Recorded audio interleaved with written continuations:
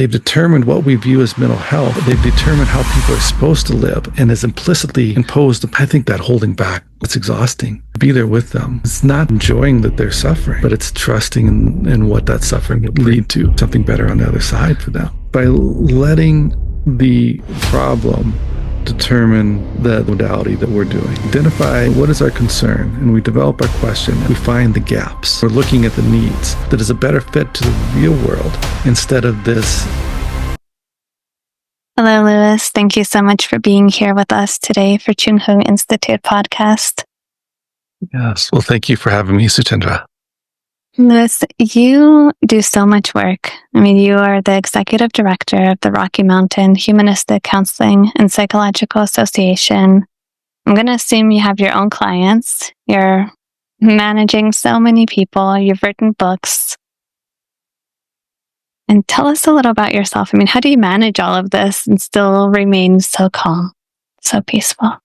Well, I see it just as who I am. When I was in graduate school, I had kind of followed what I was told was the route that one should follow, which was cognitive behavioral therapy. And it didn't really fit me, but I thought, well, it's a job.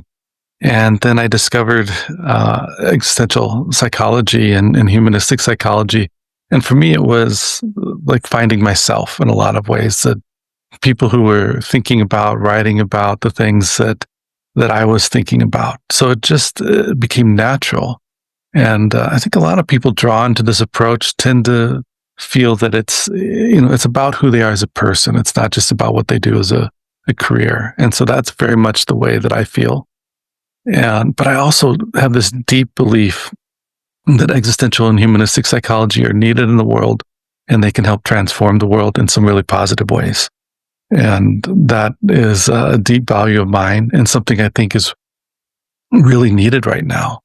So it's both an expression, I think, of who I am, but also it is just a commitment that I think we need a better world. And if I can do a small part with that, that's and particularly a small part that aligns with my passions, then it's something that really energizes me and helps me want to stay engaged with it.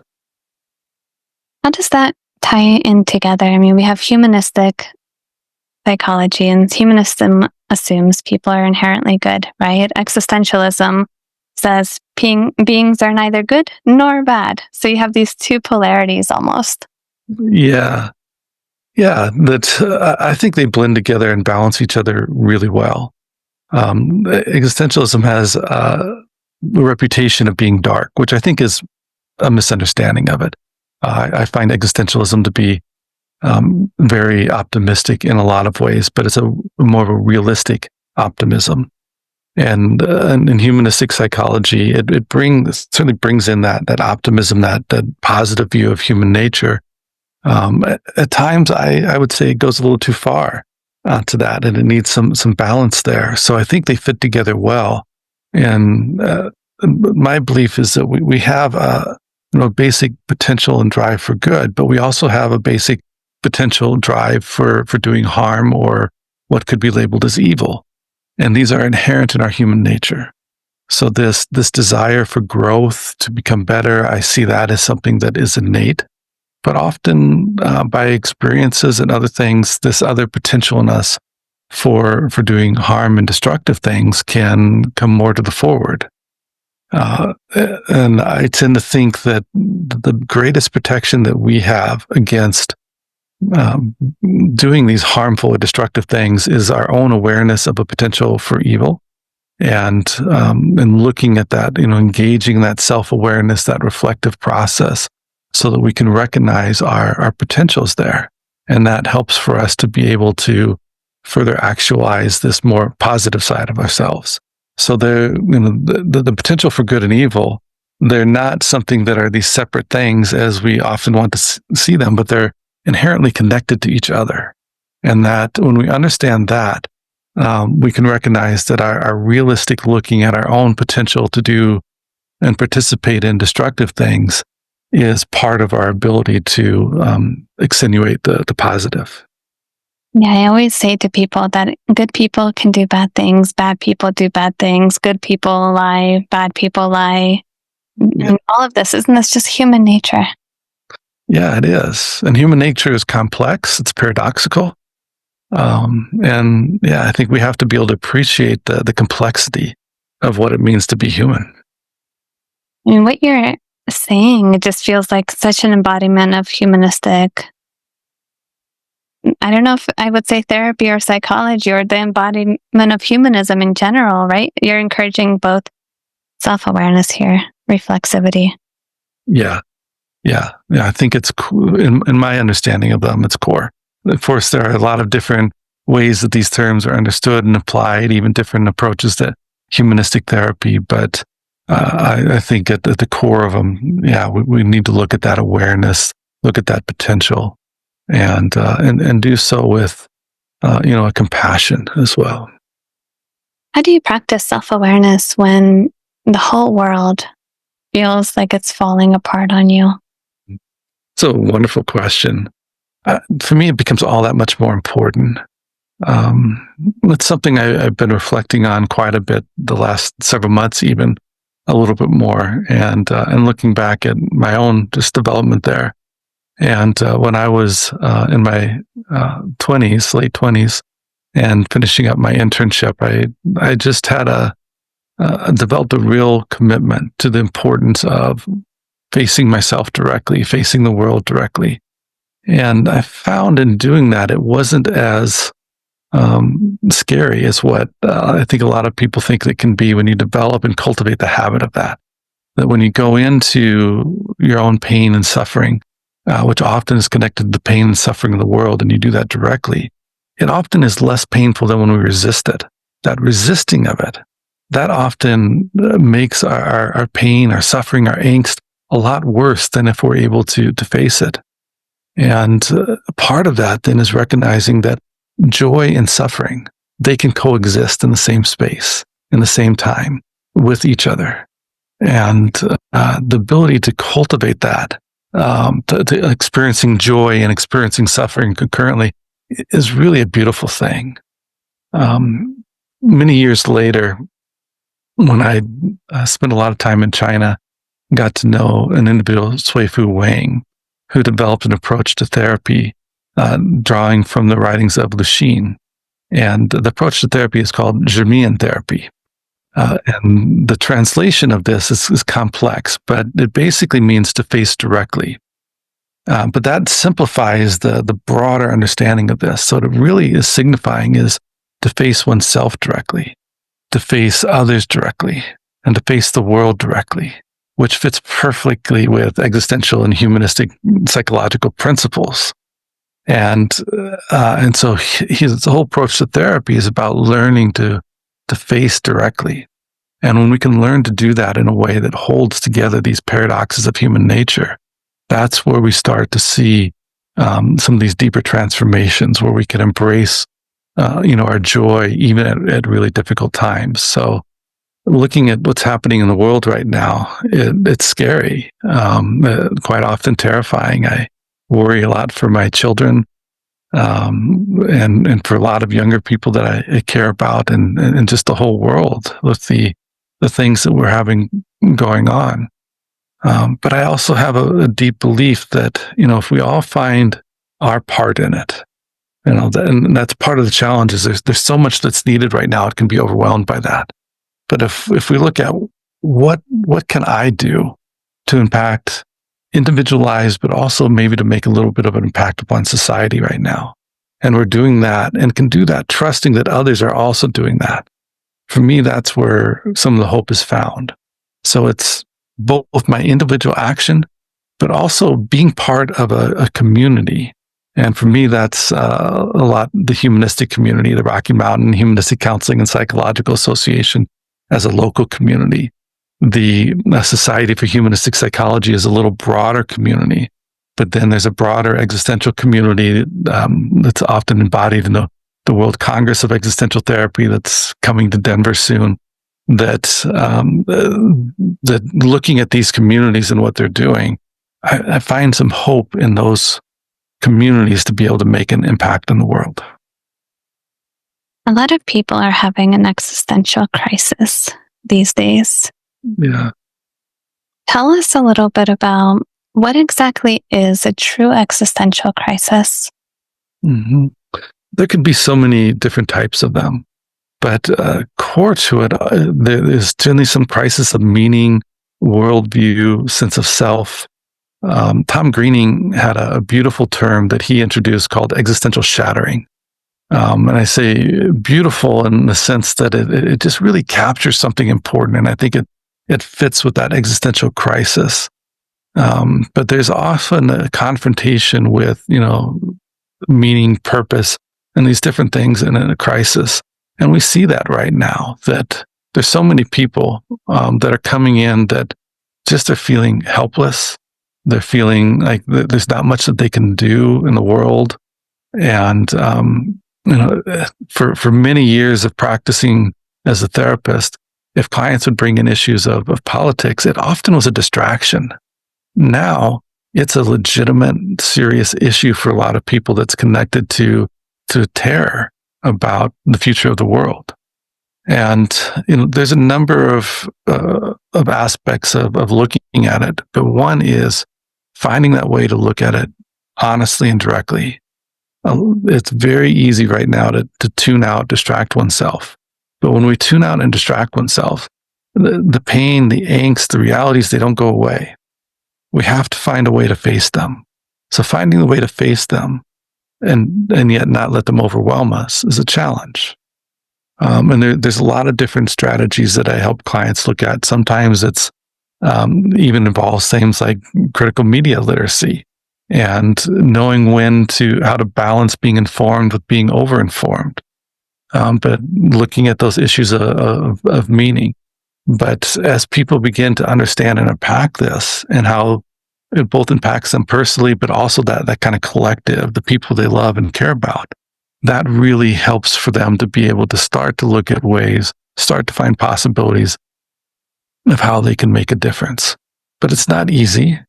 And I think anyone right now that tries to find hope on their own, it's very hard to do that without really tuning out and distracting and distorting the realities of the world. We need community. And so looking at those connections, looking for those other people that we can be a part of and we can trust that, together we have a stronger voice and together we can address more issues. That really becomes quite critical in being able to find some meaning, some hope, some purpose in the midst of all of this. Yeah, productivity in a way. Yeah. Meaningful productivity, in particular, where we, are impactful, where it's impacting people's lives and societies, even if it's a small way. But being able to see that impact really brings about hope. I feel like this connects to Yalom's 4 existential concerns, right? Death, freedom, isolation, meaninglessness. People, this is where they're at. They're in that space. So how do they overcome that? If, say, they don't have a community that is not in that same low, maybe difficult time. Yeah, it certainly is difficult without community and have to find some different ways of finding connection a lot of times. For some people, that might be spirituality. It might be connections with nature. A variety of other things, but part of the idea of the givens, Yalom's and other conceptualization of the givens, these are things that we can't avoid. So we don't need to seek them out, that they're going to present themselves. And what we do is we open ourselves to them when they emerge. So being able to do that, it's a lot easier when we have either community or at least some important relationships where we can have those. So I regularly want to come back to that, community and relationship. It's something that's not encouraged in the United States, unfortunately, as much. We focus so much on the individual and the rugged individual and rugged individualism, which can be really destructive and leave people having a lot more struggle to find hope and connection. So certainly we can have purposeful action, connection with meaning, connections with freedom, connection with something beyond ourselves that helps us address some of that existential isolation. We can have those things on our own, but they're going to be deepened when they're part of relationships and community. the therapists who are helping many people right now. So many we hear are experiencing burnout. Yeah. And so many are on their way to burnout, but maybe don't even realize it. Yeah. Yeah. It's difficult. I've been practicing for a number of years now, and I was practicing at 9/11, and the last several months, this beginning of 2025, in my view, has been the most difficult period in the mental health field that I've seen. More difficult than COVID or post 9/11, all of those things.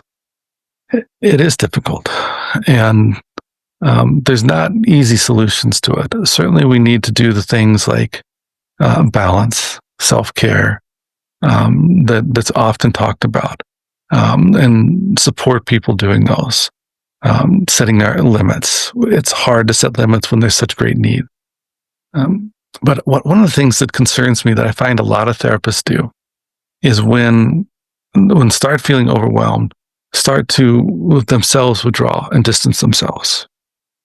And I find that to be counterproductive. Carrying at a distance often carries more weight and pain than carrying up close. And we've got to, we need that connection yet. I'm a big believer that relational depth is an important part of the transformation. We need to have that connection there. And I think it's less weighty. We also need to find some places of hope. One of my favorite quotes that it's one that most of my clients will hear at some point, and most of my students as well, and supervisees. And I won't get this exactly right, but it's by Lucien.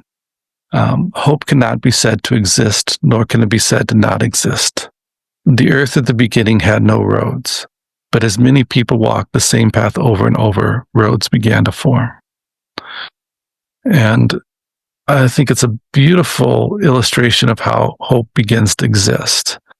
For me as a therapist that's been practicing for a while, I've watched and walked with so many people that have come from a place of deep suffering and pain and overwhelm to a place where they were happy and joyful with their life. Still maybe some struggles, of course, because we all have those. But they got to a place that where they were satisfied and joyful in their life too. And I've walked that path enough that now when sitting with clients in the midst of their suffering, I can see that path forward. I can see that hope there because I've walked through that. For clients, they maybe haven't had that experience of walking it yet. They don't have that basis for hope. When they don't, what's critical is that I'm able to become the hope bearer for them. If they can feel my hope, and I think that's an important part of it, they have to be able to connect with it and feel it. It is one thing for me to voice hope, to say, I think we can make progress on this. But if they can't feel that in me, and that's kind of in that relational dynamic that comes through that deep relational connection, it's not going to be as powerful. So we have to find those things that embody hope in us. And when we can connect with that and we can give that to our clients, we start to see that change there.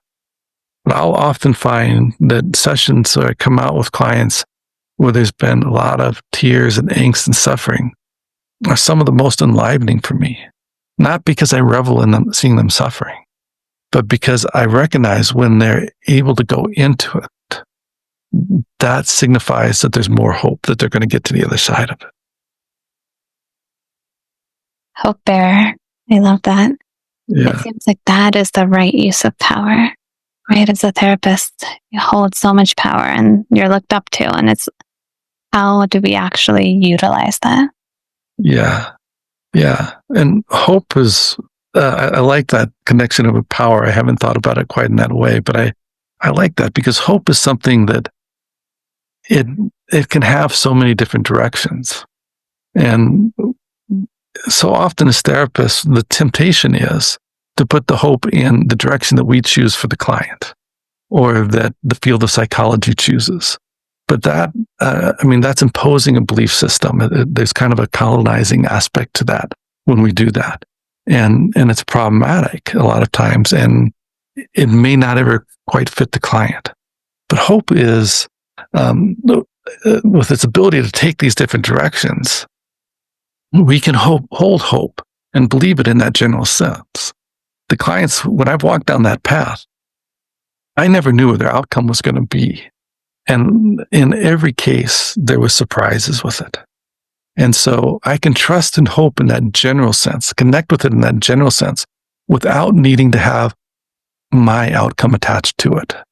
That is so much more powerful than if as a therapist, if the outcome that is going to help alleviate my burnout and my struggles is a specific outcome that I've determined, it's always going to be disappointing and more of a burden. But if I'm trusting the client and trusting my ability to walk with the client to help them find what is going to be their outcome, that becomes so much less of a burden. It seems people who don't have mental health training, people who don't have training or even knowledge in psychology, which is less and less for the young people. Yeah. They want to give advice, but then they get so upset when the advice is not taken, right? It's like we're so egocentric, right? In our modern society, we're just like, I'm right and everyone else is wrong. Yeah. Yeah. That is so common. And I think that really contributes to a lot of this burnout. And I worry about the therapists that, really think they've figured out the answers there. The guy who was my mentor, Robert Murney, one of my mentors, that he was just amazing. I got to know him when he was around 80, and we developed a mentoring relationship, but also a deep friendship. And I remember, there's this postmodernism was really coming into psychology around this time. And there was one day he came in with the American Psychologist, a special issue on postmodernism, and he plopped down on my couch and he said, this postmodernism, I don't understand it yet, but I think there's something to it that's important.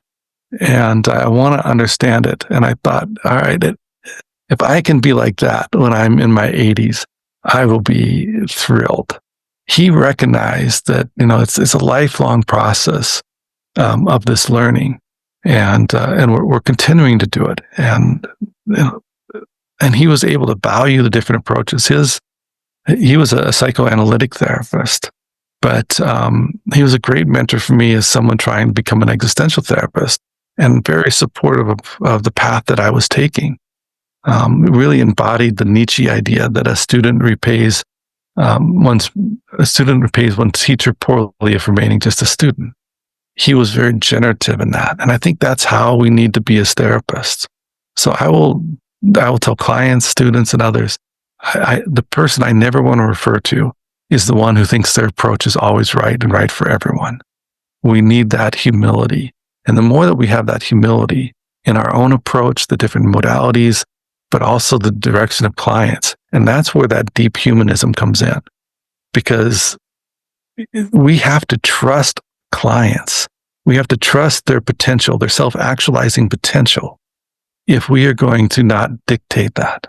If we don't have a faith in that basic goodness and that drive for goodness, then we should want to control people to protect from the destructiveness. So having that faith in humanity is core to being a humanistic or an existential humanistic therapist, because otherwise we'll get drawn to that wanting to control people because we can't trust that they're going to move in a direction that's going to not just be good for them, but also for society. This is really a key to burnout, actually. It seems having compassion, open heart, open mind, common humanity, right? Then how can we burn out if we're consistently open rather than being authoritarian, for lack of better words? Yeah. It's such a beautiful thing to sit and share a tear with someone. But a lot of therapists are scared to do that. They want to hold back. And I think that holding back, boy, that to me, that's exhausting. But to be there with them, it's not that, again, it's not that enjoying that they're suffering, but it's trusting in what that suffering will lead to. I believe there's something better on the other side for them if they're able to go into that, and to trust that that caring relationship is going to help bring it about. Tell us about your books, Lewis. I mean, I'm sure all of this is detailed in your books in so many different ways Yeah. for both ordinary people and therapists. Yeah. Well, I'm kind of have a bit of a writing addiction, maybe. So I've got got a number of them now, but the two most recent that come out, that one just actually came out a little bit early this week, is Case Formulation in Existential Humanistic Therapy, which I wrote with Heather and Claire Hoffman. And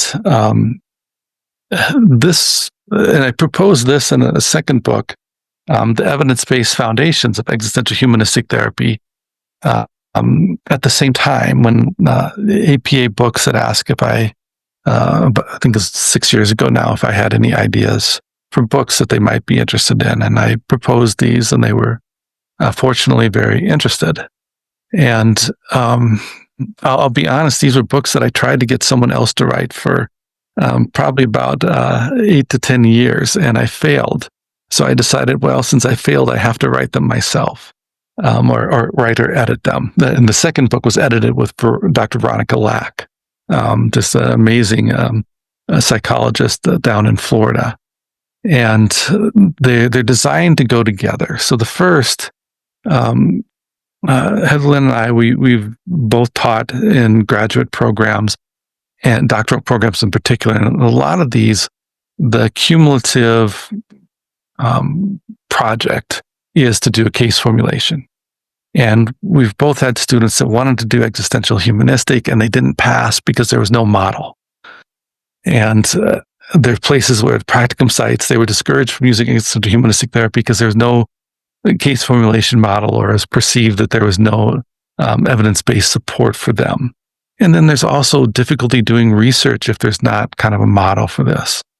So we decided to rectify this. We started by doing some research. We did a survey that was looking at who were the most influential existential humanistic therapists, both in theory and practice. And, but then also asking, what are the things when you're doing problem identification and thinking about case formulation and treatment planning, what are the factors that you consider? And so we used this, and from that, we did kind of a qualitative analysis to identify a number of different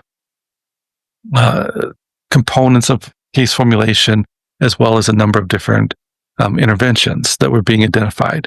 And then we used the books and authors that were most identified, most influential, and we drew from their books to supplement that.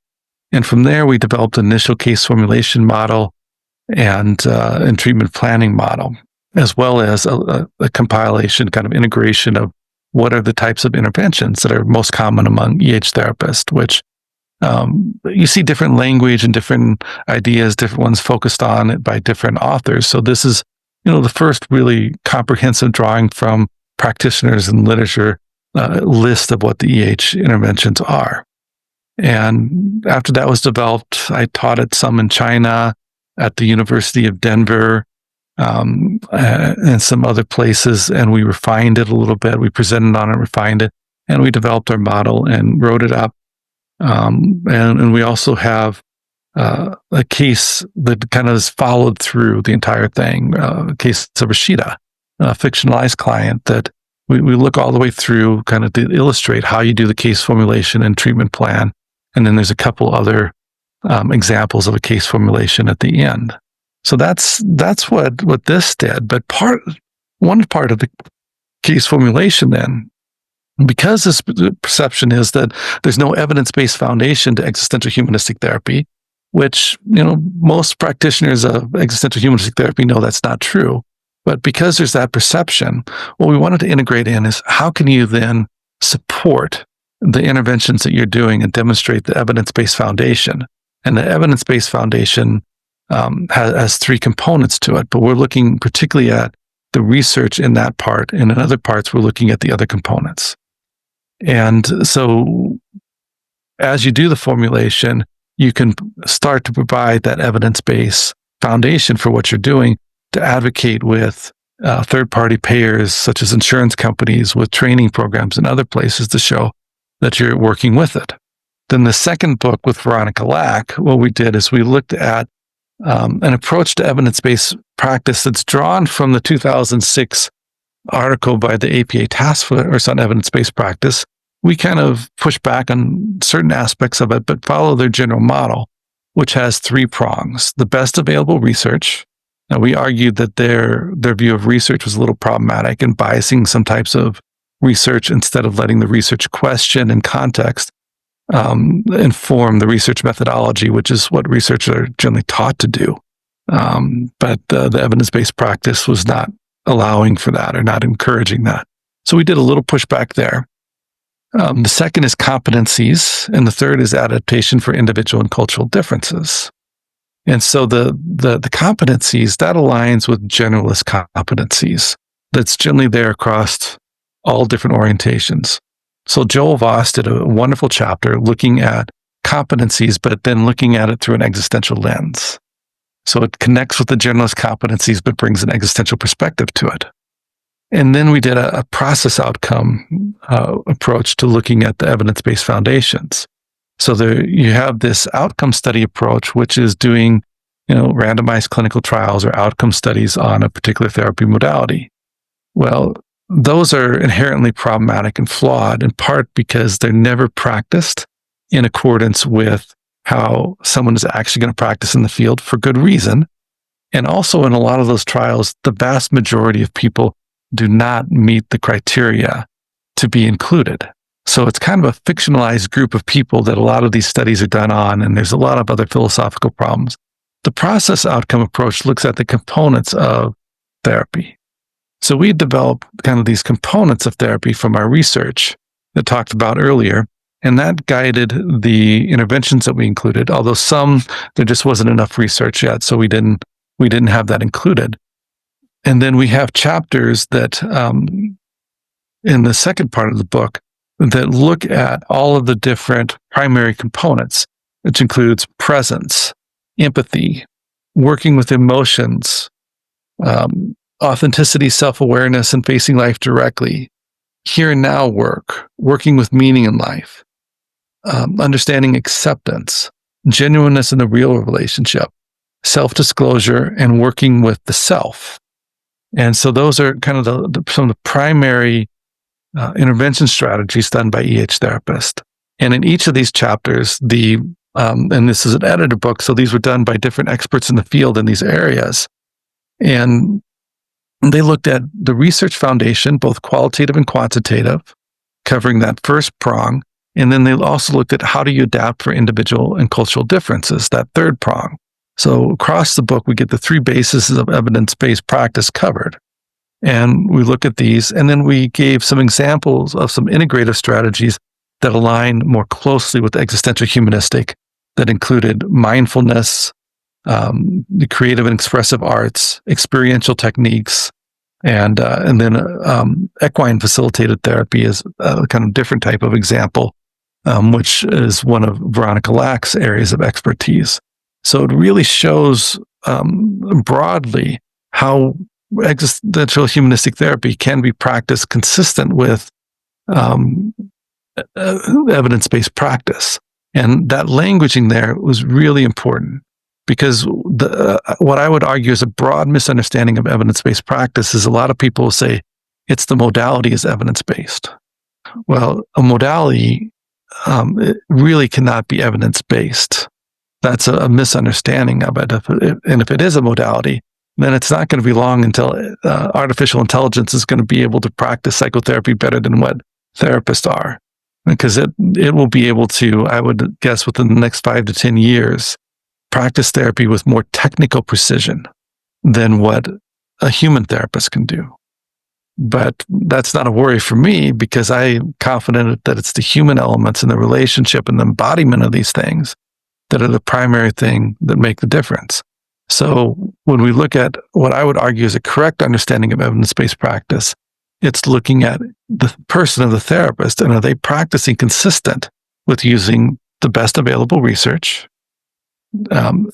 as relevant to that orientation a lot of times? Are they utilizing generalist competencies, and are they able to, with humility, adapt to individual and cultural differences as necessary? And I think clearly existential humanistic therapy can do that. And the amazing contributors to that book, I think, did a beautiful job of demonstrating that for Veronica and I. I think that I need to visit Colorado Springs sooner than I expected after hearing that.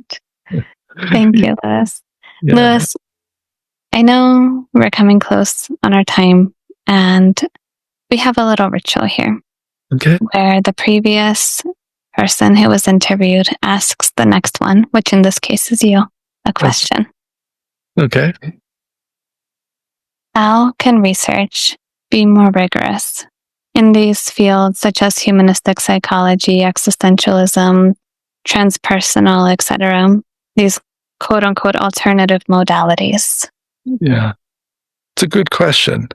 And I think the answer to that goes back to something I kind of pointed towards before, is by letting the research problem determine the research modality that we're doing. So if we identify, what is our concern, and we develop our question and let that develop the modality, I think that's going to help us get to deeper research. But also, I think we need to have a balance of qualitative and quantitative.